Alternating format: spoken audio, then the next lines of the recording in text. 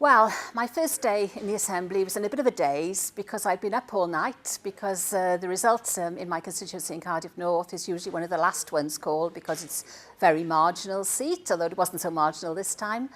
So I came down to sign on to take the oath straight away after the count. And so I was in a bit of a daze, but I mean, what I remember is that everybody was so welcoming and friendly.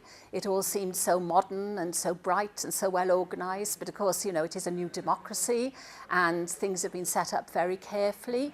Everybody was very welcoming, and I can remember taking the oath in a bit of a daze. But the other thing that struck me, of course, was I was offered a room straight away, whereas as an MP in Westminster, you had to wait a long time for a room.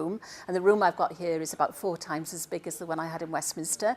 So things were much better organised, the IT was better organised. I mean, I suppose that's not surprising really when you consider that it has started from fresh, only 13 years old. So it was a very good experience, but as I say, in a bit of a daze.